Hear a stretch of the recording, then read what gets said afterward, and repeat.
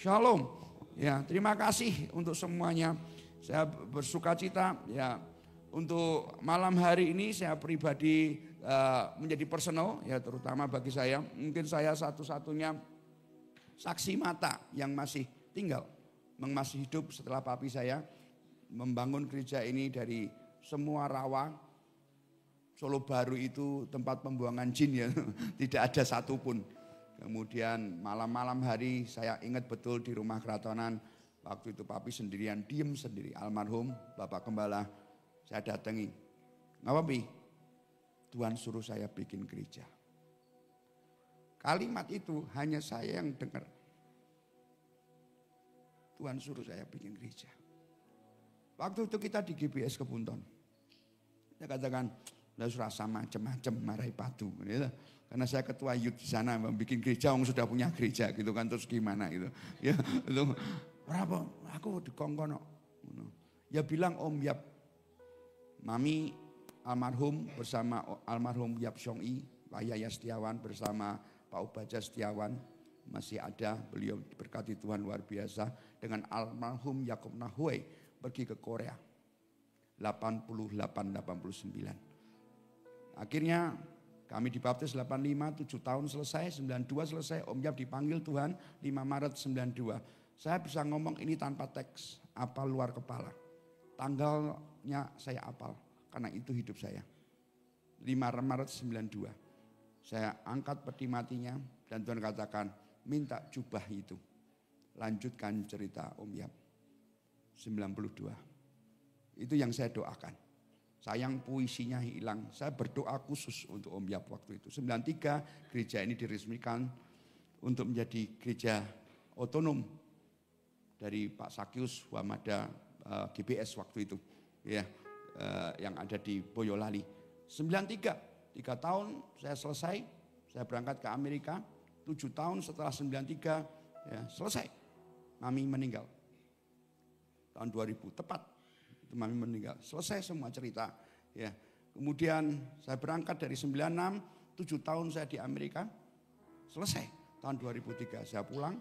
2004 mulai kita Betani Solo Baru. Pak Alek datang, Pak Leo datang, almarhum.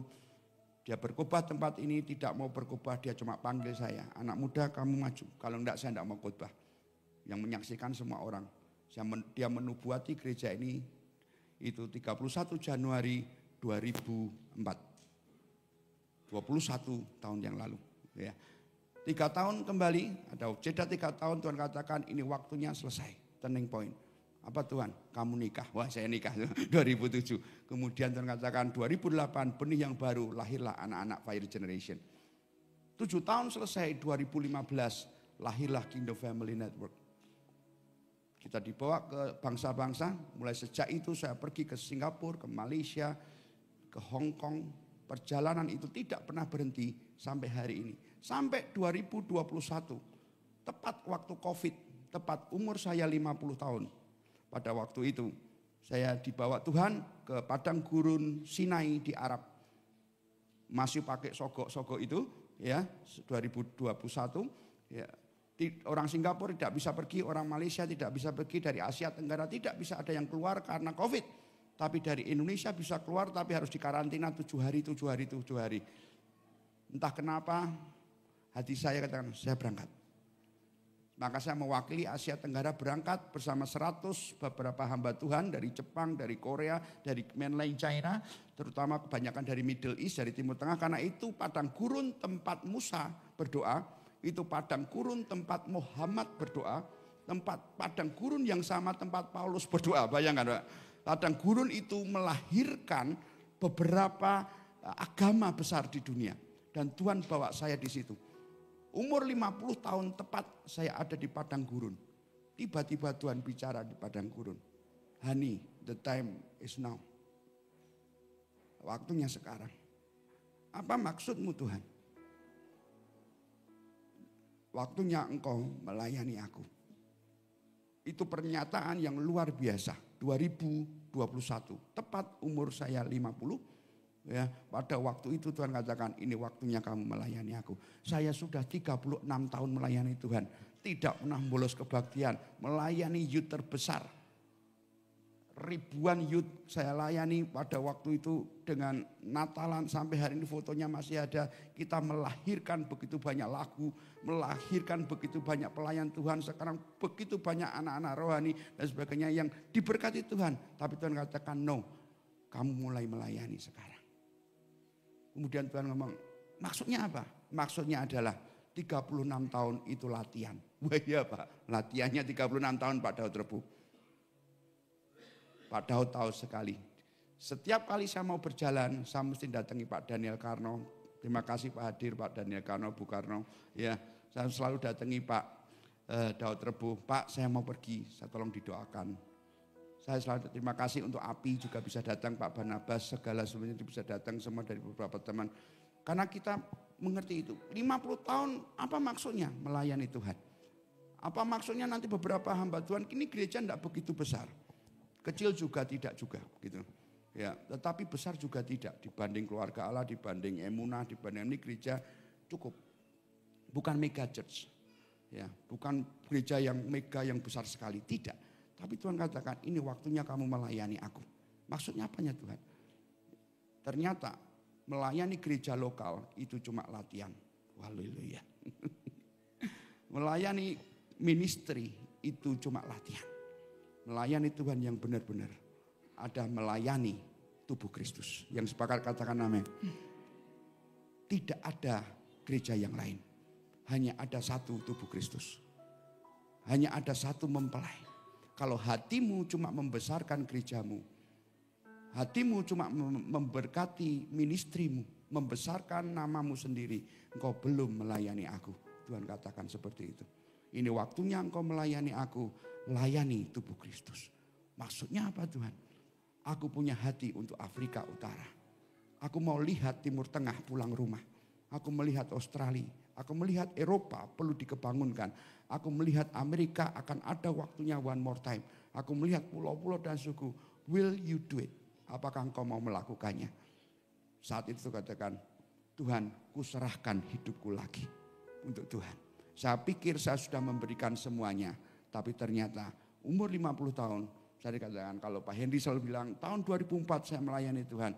Saya bisa mengatakan saya lahir baru beberapa kali. Saya tidak pernah tidak semangat melayani Tuhan. Saya selalu semangat melayani Tuhan.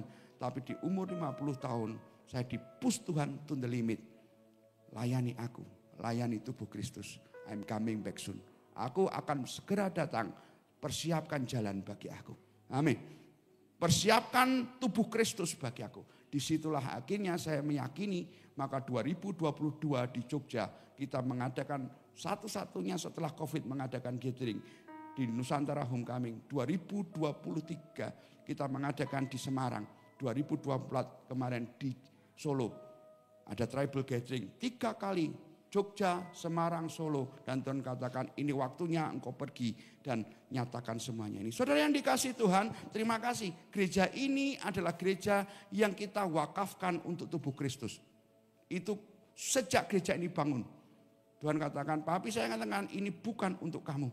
Bukan untuk anak-anakku. Ini untuk tubuh Kristus. Tidak ada satupun yang boleh menyentuh. Hanya untuk Tuhan saja. Itu pesan ya. Dan saya yang memegang sekarang ini sebagai gembala sidang, kakak-kakak saya, adik saya punya hati yang sama.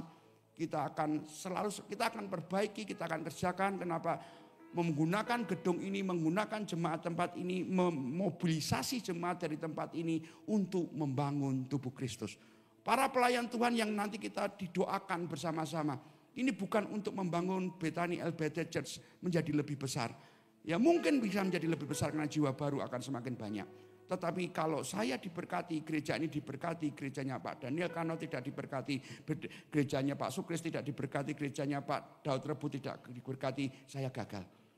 Kalau kita diberkati, Pak Daniel diberkati, Pak Daud Rebu diberkati, Pak Sukaharjo diberkati, Solo Raya diberkati. Amin saudara, semua gereja diberkati. Itulah kerinduan hati kita bersama-sama.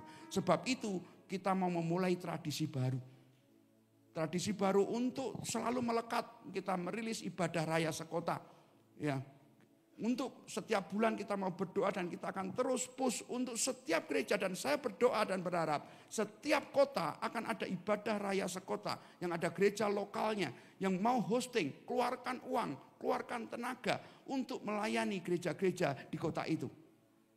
Ya, saya akan bicara kepada jaringan doa nasional, jaringan-jaringan My Home dan yang lain, Pak Daniel Panji, Pak Tony Mulia, let's do it. Bangun, ini waktunya. Dan saya bersyukur, saya berterima kasih, mau cuma kasih pesan untuk kita sama, adalah power of alignment.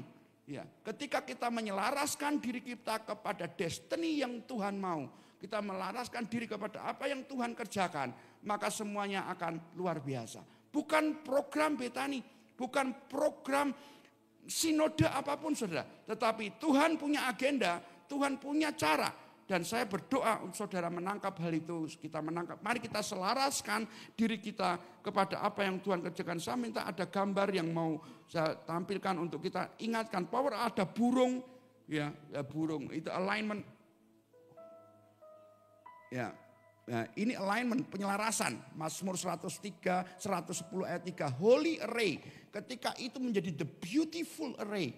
Ketika kita, saya membayangkan ini adalah gereja-gereja dari Ortodoks, dari Katolik, dari Protestan, berbagai macam mulai berbaris mengerjakan apa yang Tuhan mau. Ada gambar satunya lagi in alignment dan out of alignment. Yang beberapa, ini saudara, saya ceritakan kemarin di pembukaan gereja Youth and Teens, kita mulai dari 70-80 orang, kita mulai youth baru, ya. Musim baru, semua anak muda baru, masih kecil-kecil bahkan, tapi mulai mengerti apa yang Tuhan mau. Di atas sama di bawah bedanya apa? Cuma alignment beda. Besi dan magnet memiliki DNA yang sama, memiliki molekul yang sama. Itu banyak orang yang tidak mengerti bahwa besi dan magnet itu memiliki variabel yang sama. Ada core-nya, nikelnya di dalam, ada iron-nya di dalam, sama. Yang membedakan besi dengan magnet apa saudara? Alignment-nya. Ketika alignment-nya jadi sama, maka besi yang kamu gosok dengan magnet menjadi magnet sementara. Betul tidak saudara?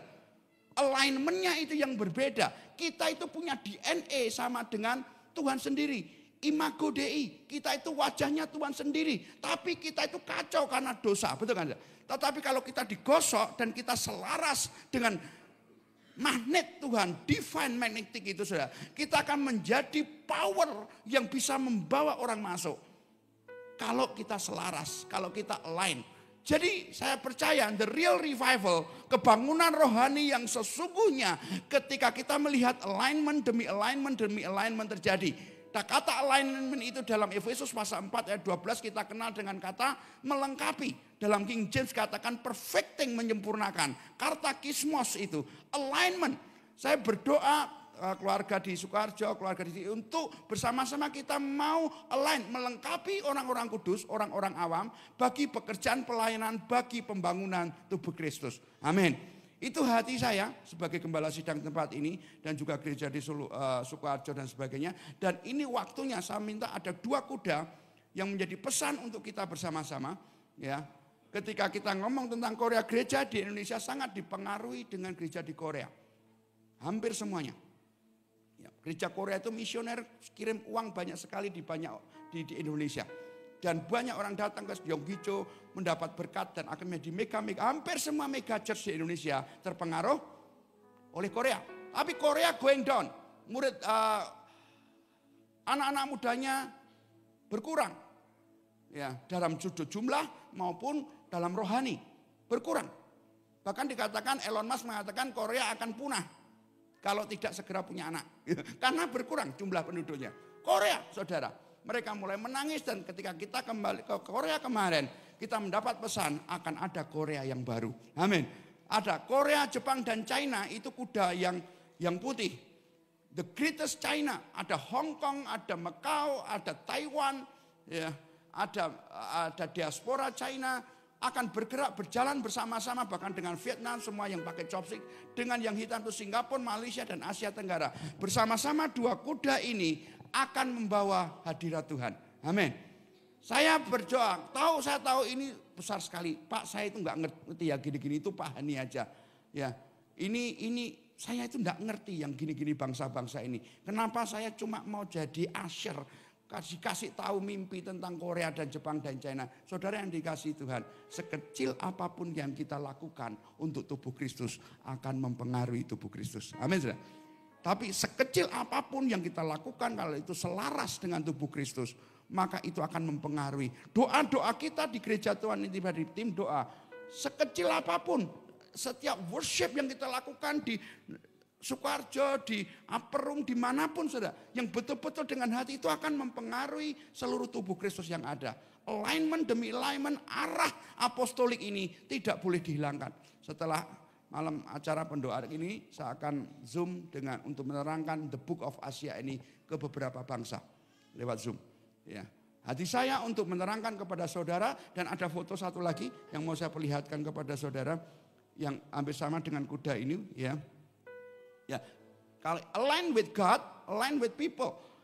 Ketika Singapura, Malaysia, Indonesia dan Korea dan Jepang dan China itu align bersama-sama, two triangle combine to form David Star, symbolizing faith and the awakening of Asia.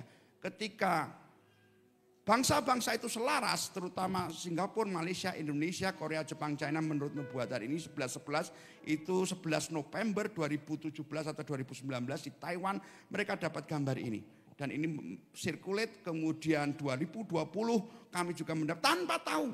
Dari Singapura tidak tahu apa yang terjadi di Taiwan. Dari Indonesia tidak tahu, kami dapat yang sama, bahwa ini waktunya menyelaraskan diri dan membuka Asia. Ya. Jadi kalau yang sekolah misi Bu Elizabeth tempat sini, ini waktunya.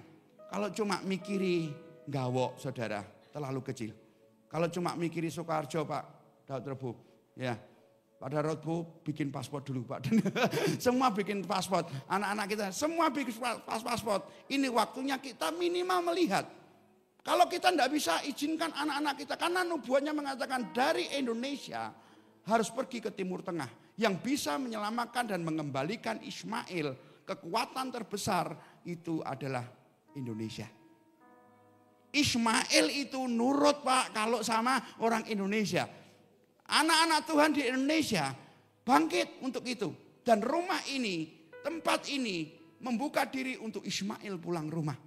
Itu yang harus kita pesan-pesan apostolik ini memang harus selalu kita lihat. Saya harus rilis ini di hari ini karena ini hari yang luar biasa. El Bethel Church Family. Ada Pak Priambodo di sini juga.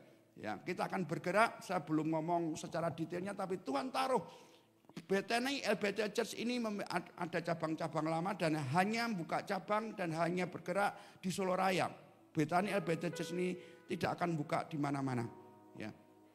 Tuhan suruh tidak di mana-mana, cuma di Solo Raya. Ya. Klaten, di Boyolali, di Karanganyar, kalau sesuai dengan kehendak Tuhan di waktunya Tuhan. Kami tidak pergi kemana-mana. Ya. Di kota lain kita punya anak rohani yang bernama Revival City Church. Sekarang sudah ada di Surabaya, sudah ada di Jakarta, dirintis di Jakarta dan juga ada di Jogja. Saya berdoa di semua kota ada Revival City Church. Yang sepakat katakan amin. Dari ini RCC melihat semua lagi acara bersama gitu. Tetapi ada satu lagi yang Tuhan mau lahirkan dan ini sudah membesar di kandungan rohani saya. Bukan hanya Bethany El Bethel Church, bukan hanya Revival City Church. Saya berdoa dan Tuhan taruh kuat di hati saya untuk mulai membangun International El Bethel Church. Akan ada gereja El Bethel di Jepang, di Korea, di tempat-tempat yang Tuhan suruh. Karena ada begitu banyak. Sekarang ini di Jepang, beberapa akan Jepang. Mereka membangun masjid besar-besaran Pak Daniel Kano di Jepang karena semua bisa. Gereja Tuhan harus mengerti. Banyak anak-anak kita yang ke Jepang. Jadi pembantu. Yang kerja. Yang harus dilayani. Dan itu sudah saya lihat di Taiwan. Om saya kan pendeta Taiwan. Omnya Yanti. Melayani pembantu di sana. Saya melihat di Hong Kong. Satu jembatan isinya anak-anak Indonesia semua. Hidup kotor sekali. Ya, orang Indonesia tersebar kemana-mana. Butuh pelayan Tuhan. Kita butuh membangun dan menemukan mereka. Itu mimpi yang Tuhan kasih. El Bethel Church Family ini biar berkembang bersama-sama dengan sinode apapun bergerak berjalan dengan BAMAK, dengan API, dengan BKGS, dengan MDK, dengan JDN, kami semua selaras. Menyelaraskan diri sebisa mungkin kami bisa membantu dan melayani. Mungkin saya tidak bisa jadi serving timnya karena kami punya program-program gitu. Tapi kami pasti ada orang-orang yang kami utus. Pasti ada orang-orang dari gereja ini yang akan melayani API bersama-sama teman-teman dari API. Kami kalau ada program kita pasti bantu, kita pasti kerjakan. Ya, mungkin kita untuk hosting agak sulit karena kita ada yang lain. Ya, untuk saya selalu bersama rapat dan sebagainya mungkin waktunya kurang. Tapi kita akan ada orang-orang di situ.